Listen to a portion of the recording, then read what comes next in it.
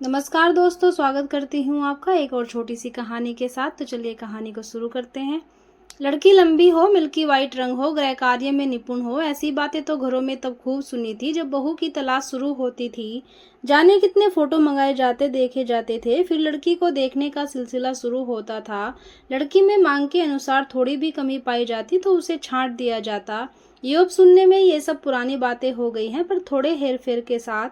घर घर की आज भी यही समस्या है। अब तो लड़कियों में एक गुण की और डिमांड होने लगी है। मांग है कि कॉन्वेंट की पढ़ी लिखी लड़की चाहिए। यह ऐसी डिमांड थी कि कई गुण संपन्न लड़कियां धड़ाम धड़ाम गिर गई। अच्छे अच्छे वरों की कतार से वे एकदम से बाहर कर दी गई। उनमें कुंभी भी थी, जो मेरे पड़ोस की भूली चाची की बेटी थी। कॉन्वेंट एजुकेटेड का मतलब?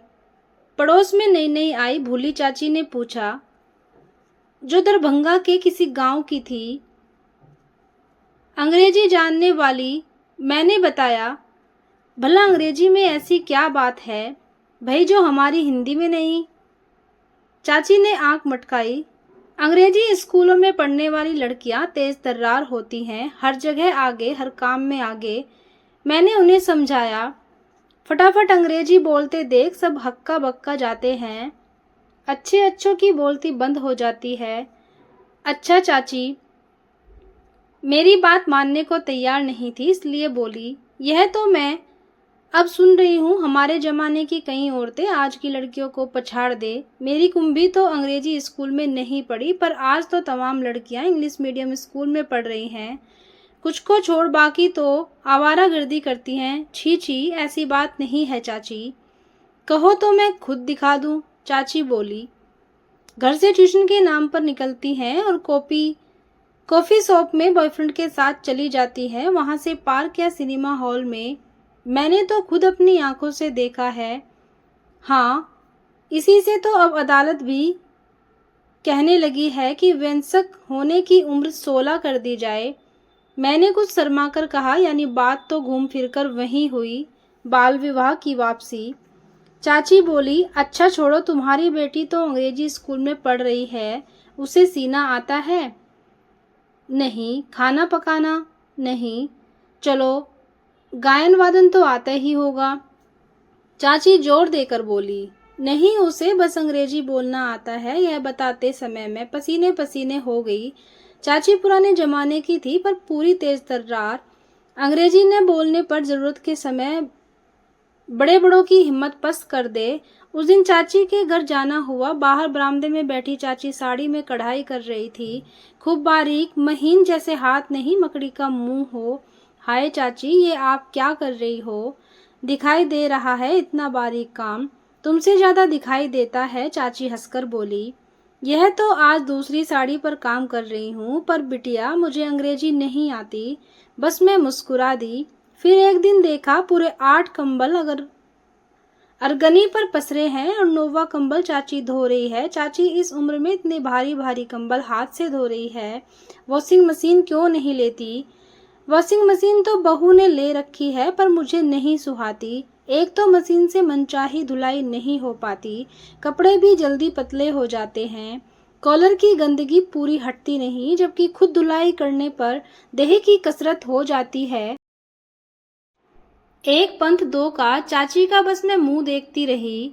लग रहा था जैसे कह रही हो, हाँ, मुझे बस अंग्रेजी नहीं आती। उस दिन बाजार में चाची से भेंट हो गई। तनु और मैं केले ले रही थी। केले छांटती हुई चाची भी आ खड़ी हुई। मैंने 6 केले के पैसे दिए और आगे बढ़ने लगी।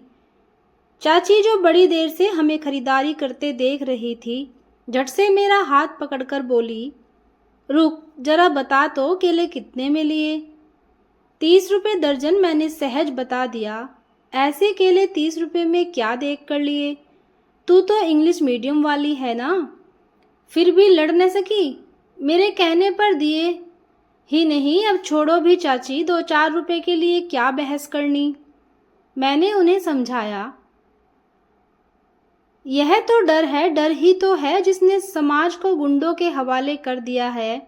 इतना कहकर चाची ने तनु के हाथ से केले छीन लिए और लपक कर वो केले वाले के पास पहुंची और केले पटक कर बोली, ऐसे केले कहाँ से लेकर आता है? खगड़िया से, केले वाले ने सहजता से कहा। इनकी रंगत देख रहा है, टीबी के मरीज से खरीदे होंगे। 5 रुपए दर्जन बेच रहा है, 30 रुपए। चल निकाल 10 रुपए। अब आप भी मेरी कमाई मारती हो चाची, केले वाला घिंघियाया कर बोला। आपको 10 रुपए दर्जन के भाव से ही दिए थे ना, तो इसे ठगा क्यों? चल निकाल बाकी पैसे, वरना कल से यहाँ केले नहीं बेच पाएगा। सारा कुछ उठाकर फेंक दूंगी। और चाची ने 10 रुपए लाकर मेरे हाथ में रख दिए।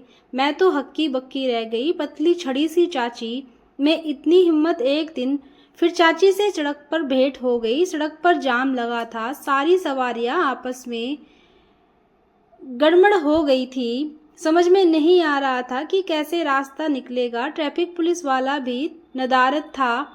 लोग बिना सोचे समझे अपने अपने वाहन घुसाए जा रहे थे।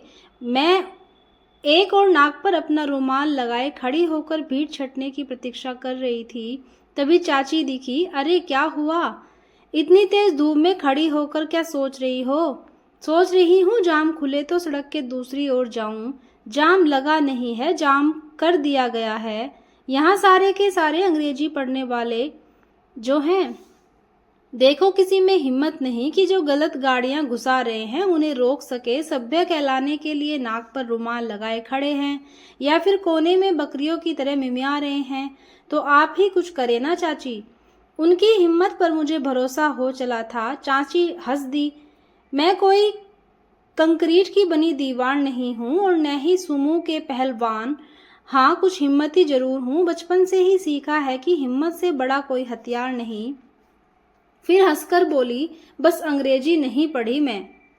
चाची बड़े इत्मीनान से भीड़ का मुकाबला करने लगी। एकाएक उन्हें ठेले पर लंबे बांस के लट्ठे दिखे। चाची ने उसे रोककर एक लट्ठा खींच लिया और आंचल को कमर पर कसा और लट्ठे को एकदम झंडे की तरह उठा लिया। फिर चिल्लाकर बोली, तुम गाड़ी वालों की यह कोई बात है कि जिधर जगह देखी गाड़ी घुसा दी और सारी सड़क जाम कर दी?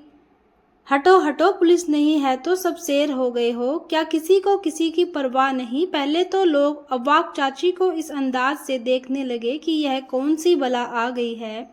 फिर कुछ चाची के पीछे हो लिए। हाँ चाची, वाह चाची, तू ही कुछ कर सकती है। और थोड़ी ही देर में चाची के पीछे कितनों का काफिला खड़ा हो गया। मैं अवाक रह गई।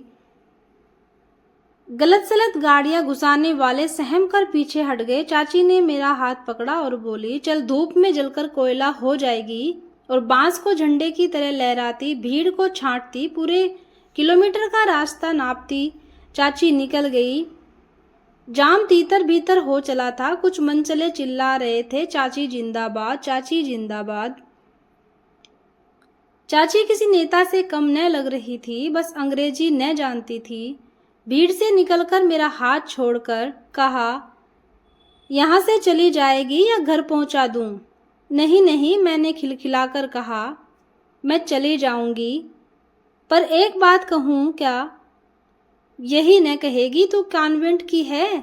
मुझे अंग्रेजी नहीं आती। अरे नहीं चाची, पूरा दुलार टपका कर मैंने कहा, मैं जब बहू खोजूंगी तब लड़की का पैमाना सिर्फ अंग्रेजी से नहीं नापूंगी। चाची खिलखिला दी, शायद कहना चाह रही थी, कहो कैसी रही चाची। तो दोस्तों, ये थी एक छोटी सी कहानी। उम्मीद करती हूँ आपको पसंद आई होगी। पसंद आई तो एक लाइक ज़रूर करना।